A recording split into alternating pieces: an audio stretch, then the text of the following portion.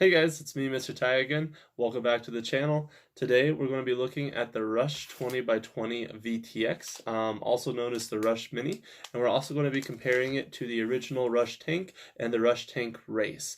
And we are going to be talking about the new Rush Tank Plus that just came out. I don't have one in hand, but we will talk a little bit about it and compare it to the rest of these three in front of us. So let's get into it. Alright, as you can see, we have multiple VTXs out here on the table. In this video, we're going to be going over the full Rush lineup. I do not have their newest one out. Well, I have one of them, the 20x20, and the Rush Ultimate Plus, I think is the name of it, was released on the same day or within the same week. And I have not got the Ultimate Plus one yet. However, from what I understand, the form factor is exactly the same, or almost exactly the same as the Rush Race, except for it weighs 6.6 grams as opposed to 5.7. We'll get to the weights on these in a minute. And the only other difference on it is it does have, well, there's two other differences. It has a microphone built into it, so if you like to DVR and have the motors being able to get recorded into the DVR, there's that on it, as well as for the people who fly with a headphone in, it will also provide audio for you guys. The other thing to note is it does do a full 800 as opposed to this one. I'm pretty sure it's here limited at 400 or 500. I think 400 though. It could be 500. Actually, you know what? I think it is 500. I'll double check. And this one does do the full 800. This was the original one released. It does not have a microphone on it. However, it does have the Smart Audio 2.1, which is on all of the Rush VTXs. Another thing to note about all of the Rush VTXs is the output power is very clean. It seems to stay the same. I've probably have about 50 flights on this VTX, and I've gotten it stuck in a tree for about 30 minutes one of those times. And the VTX is still running strong, and it seems to be putting out the same amount of power as it did when it was brand new. As well as the Rush Race, I probably have about 25 flights or so on it, and it still seems to be doing great. And I have yet to check the video performance on this little guy. That will be in the next video I make about the Rush VTXs. However, I highly suspect, given the Rush track record, that the video performance is going to be very similar, if not the same, as the Rush Tank is.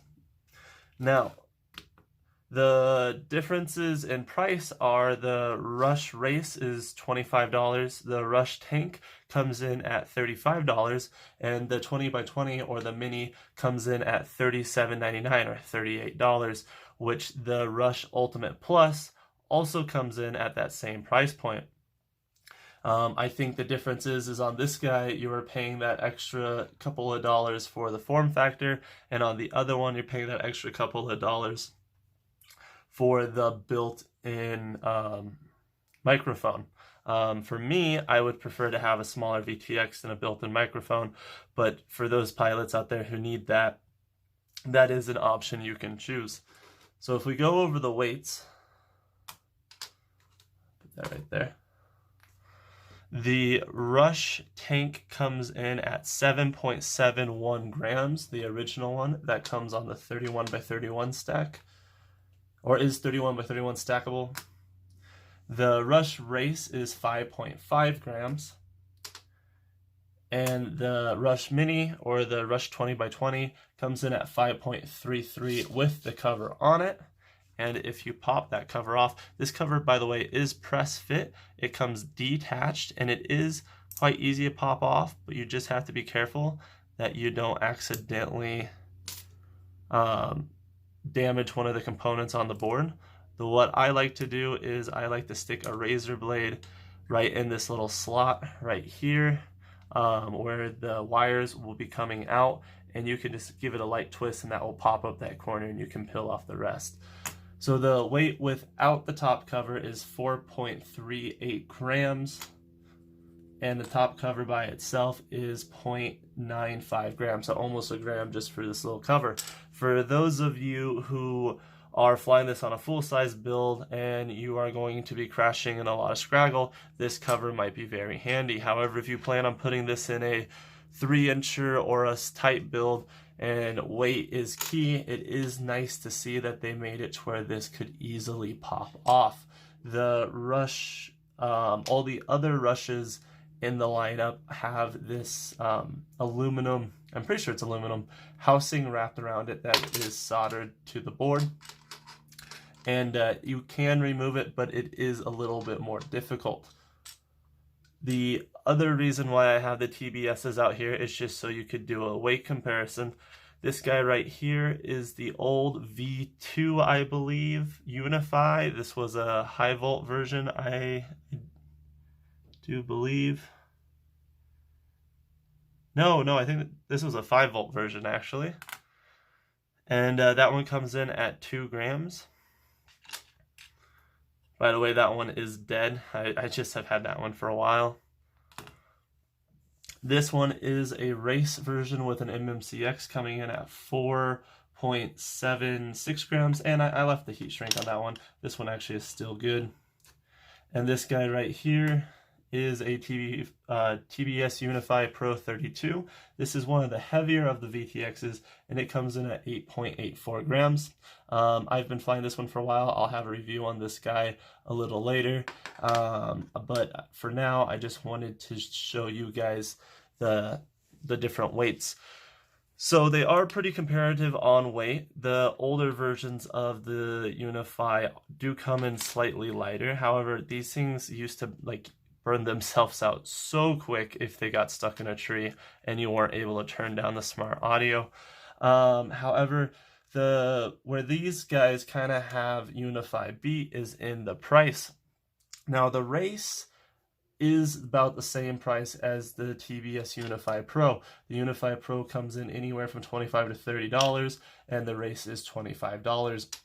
However, this does go up to, I do believe, 500, and the Unify Pro used to only go up to 200. I think now they go up to 400. However, you do just get that little bit more. But on the Rush, the full-size version, this VTX only costs $35, and it does everything that the bigger versions do. The TBS Unify Pro does go up to 1,000 watts, but the difference between 800 and 1,000 isn't all that much, and I would rather have a VTX that will put out 800 watts consistently for a longer period of time than one that out the gate is really good, but then degrades pretty quickly depending on wear and tear and how you treat it. What I really do like about the entire Rush lineup is that it is extremely reliable. So back to the 20x20 stack. This one does not come with the connector. The Rush Race, the new Rush Plus, and the Rush, the original tank, they all have the same, I believe this is a 6-pin connector. 1, 2, yeah, they have the same 6-pin connector. So if you burn one of these out somehow, it is very easy to swap. If you wanted to get the new Rush Plus to replace maybe the tank, or maybe you want to, get a smaller one and get the race version, whatever, those are all interswappable. However, like I said, this one is going to be direct solder. Now, that leads us to what is in the bag. So normally on what you will get in one of the tanks or the race is, well, the bag's slightly bigger, and they always come with this pigtail. Now, the pigtail, I try not to use these because I feel like this adds extra weight. I normally fly antennas, I don't normally fly whip antennas, but I normally fly circular polarized that have the MMCX already on it, just to save the weight if possible. However, it normally comes with one of these little pigtails, as well as some of them come with this little pit card for racing, or it might, they always come with 2 things of stickers, one gold, one silver, like this guy right here, and it comes with a pigtail. Now, the 20x20 or the Mini, since it doesn't have a connector, it's direct solder, it comes with this little twist of wire right here. And it also comes with a whip antenna, which I prefer. Now, I'm probably not going to use this whip antenna for this. However, most of the time, like I said, I don't use this guy, and if you guys are still using these, just keep in mind Bardwell once made a video on the TBS Unify where he was testing the output power on the Immersion RC power meter, and he was getting inaccurate results, and what ended up being the cause was the pigtail. These things aren't always made perfectly. You're adding 2 extra connectors, which anytime you have a connector, you're going to lose some efficiency. Also, right-handed connectors lose more efficiency than straight-handed or straight connectors. Not right-handed, right-angled. And also, I've personally broken 3 of these right here at the base. They just don't seem to be all that strong. So what I recommend doing is just plugging an antenna straight in. All right, that's enough rambling about the antenna, but I mean, even if you don't use this, you're going to throw this piece to the side anyways, so I'm glad that we got this for, future builds, or if you want to try a whip antenna, they're actually not that bad as long as you're not flying through concrete buildings. The other thing that comes in the bag is a little baggie of hardware, which I have that right here. It comes with 4 of these quite long screws. I would say that's about 12 to 15 millimeters. It also comes with the shorter screws, and it has 4 nuts. Those nuts are press fit to fit right into here on the top cap. So if you did want to hard mount this or tying this down to something, it would be able to screw right in there like a press nut, which I do think is pretty cool, especially for some builds.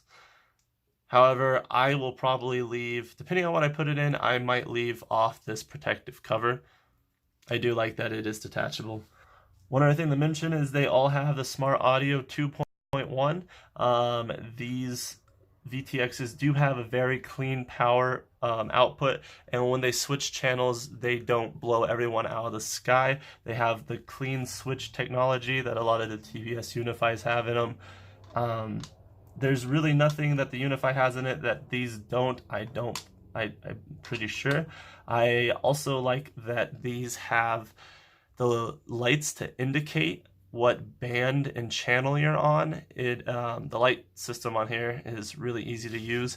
The buttons are very accessible, as well as they are labeled frequency and power on all the VTXs. The Mini has them, the Race has them, the Tank has it, and the new one, the Ultra Plus, has it as well. And all in all, I feel that the Rush lineup is, if you haven't tried a Rush VTX yet, I highly recommend going out and try them. They work. So that's really all I have to say about it. Alrighty, guys. Well, I hope that this video was helpful. I will be having some DVR and flight footage on these VTXs coming out shortly, as well as I also have some other videos coming out about antennas that I'm going to be testing along with some of these VTXs. So stay tuned for those.